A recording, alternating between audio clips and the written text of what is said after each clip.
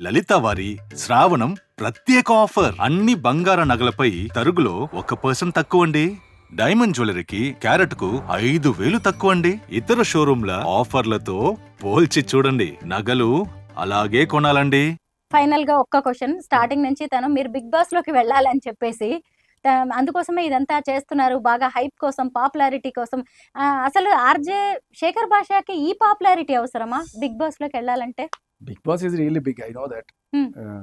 నాకు ఒకప్పుడు big Boss లోకి వెళ్ళాలన్న ఇది కూడా ఉండింది. ఈ అంటే ఇదంతా జరగక ముందు లాస్ట్ ఇయరే వాళ్ళు బిగ్ బాస్ కి నన్ను ఇన్వైట్ చేసినప్పుడు, అంటే ఇన్వైట్ అంటే ఇంటర్వ్యూ జరిగింది. ఇంటర్వ్యూలో unfortunately I was not selected. Okay, so జరిగింది అది. నాకైతే ఇంట్రెస్ట్ ఉంది, కానీ ఏదో దీనికోసం చేస్తున్నాను అనేది చాలా తప్పు. అంటే ఏదైనా అనుకోవచ్చు, ఇప్పుడు ఆర్జీవితో నేను సినిమా హీరో తీయడానికి నేను ఇదంతా చేస్తున్నాను కూడా అనుకోవచ్చు, లేకపోతే ఆయన ₹1,00,00,000 ఇచ్చాడు కాబట్టి మీ ఇష్టం వచ్చినట్టు అనుకోవచ్చు. ఒకవేళ నిజంగా ఆర్జీవి సినిమా తీసాడు అనుకోండి నాతోటి ఇట్లాగే పెట్టి హీరోగా, చూసారా అందుకోసమే చేశాడు వీడు అనొచ్చు. లేదు రేపు నిజంగానే నాకు బిగ్ బాస్ లో ఆఫర్ వచ్చింది అనుకోండి, చూసారా వీడు అందుకోసమే చేశాడని కూడా అనుకోవచ్చు. సి ఇవి జరగచ్చు, జరగకపోవచ్చు. కానీ ఒక స్టేజ్ లో ఏమైపోతుందంటే, నేను నిజంగా వాళ్ళు పిలిస్తే వెళ్ళాలా వద్దా? ఒకవేళ నిజంగానే బిగ్ బాస్ నుంచి పిలిపి వచ్చింది అనుకోండి, ఇప్పుడు వెళ్తే వీళ్ళందరూ ఏమనుకుంటారు, ఓ దీనికోసం చేసామనుకుంటారా? మీరు ఇట్లా అడగడం వల్ల నాకు భయపడి ఏకంగా బిగ్ బాస్ కి వెళ్ళడం మానేమంటారా చెప్పండి? వద్దు, ఎందుకు మానేయాలి? ఇప్పుడు బిగ్ బాస్ మీరు ఇదే చైర్లో కూర్చొని రేపు చూసారా అది బిగ్ బాస్ ని అవమానించినట్టు అవుతుంది. ఎందుకంటే ఇలా హైప్ తీసుకొచ్చేసి, ఎందుకంటే దీంతో పాపులర్ అయిన వ్యక్తి ఏం కాదు, నేషనల్ అవార్డ్స్ తీసుకున్న ఆర్జే తను, నాకు తెలిసి అంతే కదా. ఎంతో ఫేమ్ ఉన్న ఆర్జే ఈ రోజు ఇక్కడికి వచ్చి ఈ టాపిక్స్ మాట్లాడుతున్నంత మాత్రాన శేఖర్ భాషకి ఈ ఐడెంటిటీ తప్ప ఇంకో ఐడెంటిటీ లేదు అనుకునేంత అమాయకులం మేం కాదు. బిగ్ బాస్ మీద అంత వేసేంత ఇంకా అమాయకులం. ఒకవేళ ఇంత చేస్తే గానీ బిగ్ బాస్ తీసుకోరా అంటే లాస్ట్ ఇయర్ నన్ను పిలిచారు. లాస్ట్ ఇయర్ పిలిచినప్పుడు వాళ్ళకి ఏదో వాళ్ళ క్రైటీరియాలో అప్పుడు సెట్ కాలేకపోవచ్చు. అది విషయం. ఇంకొక ఇన్ఫర్మేషన్ ఏంటంటే, ఇప్పటికే బిగ్ బాస్ కంటెస్టెంట్స్ అందరూ కూడా సెలెక్ట్ అయిపోయారు. వాళ్ళందరూ కూడా చాలా గప్చుప్ గా సైలెంట్ గా ఉన్నారు. నాకు తెలిసి నిన్న నన్ను కలవడానికి వచ్చిన వ్యక్తుల్లో కూడా ఒక వ్యక్తి ఆల్రెడీ వెళ్ళేసి వచ్చారు. తను ఇంటర్వ్యూ దాకా వెళ్ళారు తను. కాకపోతే తను కూడా ఏవో చిన్న మైనర్ మిస్టేక్స్ వల్ల తను వెనక్కి రావడం అనేది జరిగింది. ఆల్రెడీ కంటెస్టెంట్స్ అందరూ కూడా సెలెక్ట్ అయిపోయి ఉన్నారు, నాకు తెలుసు ఆ విషయం. శేఖర్ భాష అయితే ఖచ్చితంగా ఆ లిస్ట్ లో లేరు. ఒకవేళ అయినా కానీ ఈ drugs case wild card entry అంటే ఏమో మరి ఇలాంటి కొత్తవి మీరు నాగార్జున గారికి ఏమన్నా మీరు హింట్స్ ఇస్తున్నారేమో, అది నాకు తెలియదు. కానీ వెళ్తాం, వెళ్ళకపోతే లేదు. కానీ దీనికోసం అది చేశారు, దానికోసం ఇది చేశారు అనేది దట్ ఈస్ నథింగ్.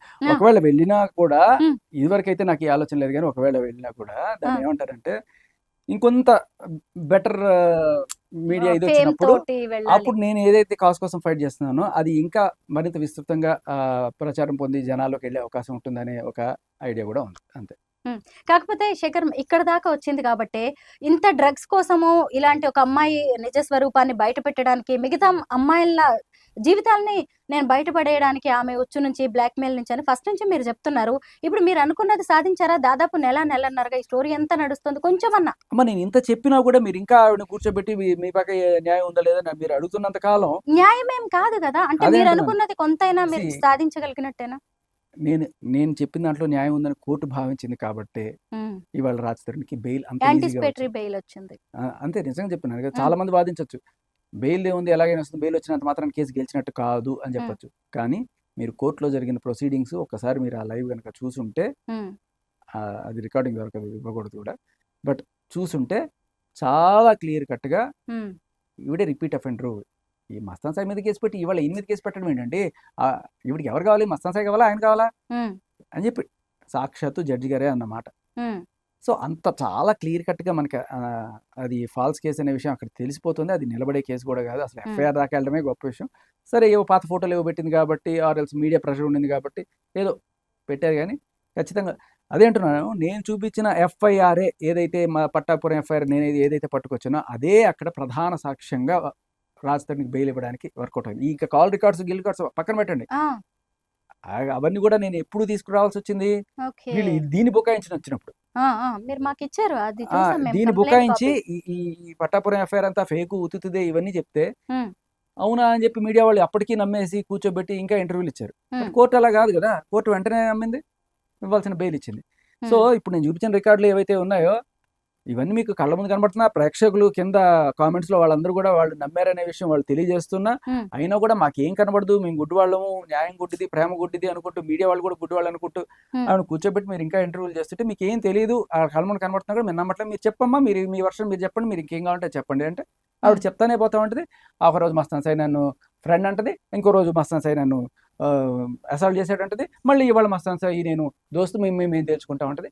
ఇంకా తినేవాడికి మెంటల్ రావడం తప్ప ఇంకేం ఉండదు. ఉమ్. మీరు తెచ్చుకోండి హాయిగా కూర్చొని. ఇక్కడ ఇంకొక క్లారిటీ నేను ఇవ్వాలి. ఎందుకంటే ఆమెను ఇంటర్వ్యూ చేయడానికి ముందే నేను కూడా నార్సింగి పోలీసులతో మాట్లాడినప్పుడు, సరే ఏంటి ఈ కేసు ఏం నడుస్తుంది అన్నప్పుడు, వాళ్ళు కూడా హైకోర్టు చెప్పింది ఎవిడెన్సెస్ కలెక్ట్ చేయమని, ఆ పనిలోనే మేము ఉన్నాము అని చెప్పి వాళ్ళు చెప్పడం జరిగింది. అంటే ఆ ఎవిడెన్సెస్ లో ఇప్పుడు మీరు ఇచ్చినది కూడా ఒక ఎవిడెన్స్.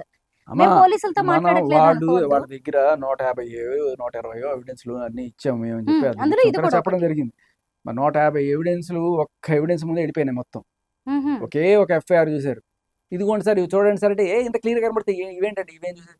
కాదు సార్, వెడ్డింగ్ కార్డు చూడండి సార్. వెడ్డింగ్ కార్డు ఏముంది, ఎవడైనా కొట్టచ్చు. ఆ వెడ్డింగ్ కార్డ్ ఏంటి మళ్ళీ కొత్తగా? అంటే చూడండి, ఇప్పుడు మస్తాన్ సాయి వీళ్ళిద్దరిని పెళ్లికి పిలవడానికి గుంటూరులో ఆయన చెల్లి పెళ్లి జరుగుతున్నప్పుడు ఆహా, వాళ్ళ ఆయన చెల్లి వెడ్డింగ్ కార్డు పెళ్లికి ఇచ్చాడు. ఆ పిలిచాడు. వెడ్డింగ్ కార్డు మీద ఏం రాశారో చూడండి, మిస్టర్ అండ్ మిస్సెస్ అని రాశారు. Mr and Mrs Raj Tarun and Lavanya అని రాశాడు.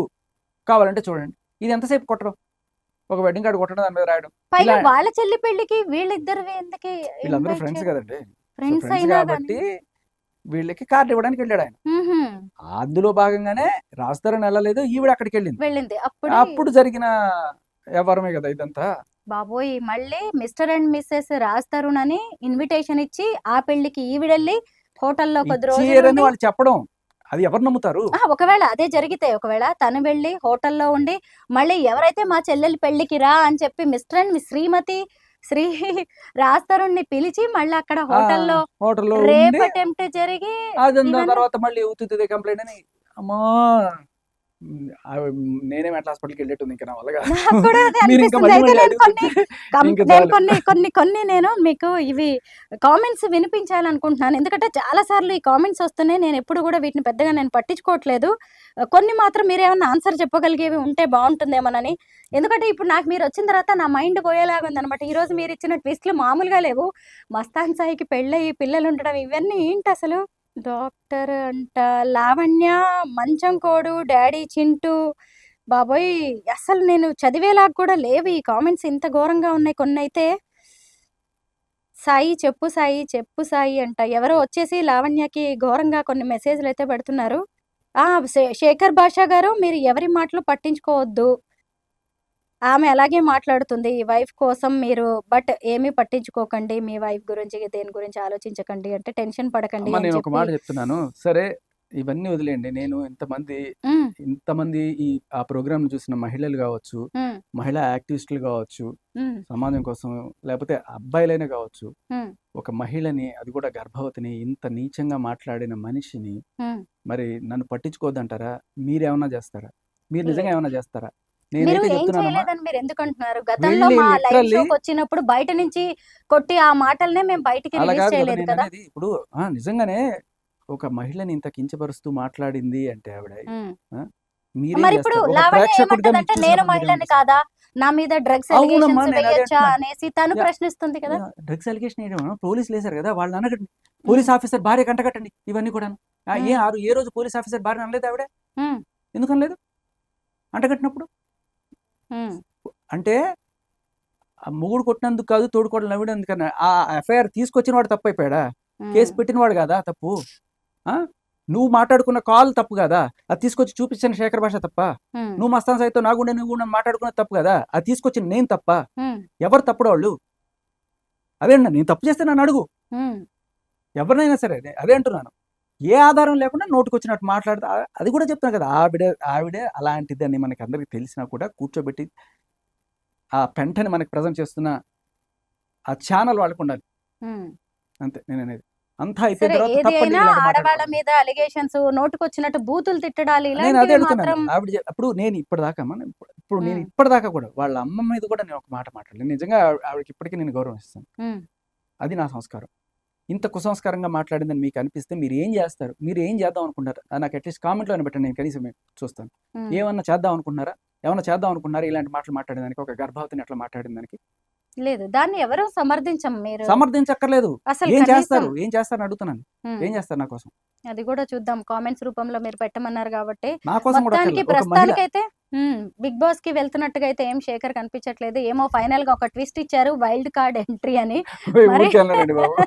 ఏమో తెలియదు, ఎందుకంటే బిగ్ బాస్ ఫార్మాట్ అవన్నీ. కాకపోతే నాకు ఒక్కటి అనిపించింది శేఖర్, మీకు మాత్రం బాగా ఫాలోయింగ్ ఉంది. Thanks. ఉమ్, దానివల్ల అంటే ఉమ్, అది ఏదైనా ఒక మంచి పనికి ఉపయోగపడితే అంతకు ఆ, మించింది ఏం లేదు. బిగ్ బాస్కి వెళ్తే అది ఇంకొంచెం పెరిగితే ఖచ్చితంగా దీన్ని నేను ఉమ్. ఒక మంచి పని చేసి రుణం తీర్చుకుంటాను అంతే. ఈ రోజు బిగ్ బాస్ కి వెళ్తే ఒక మంచి పని చేసి రుణం తెచ్చుకుంటారా?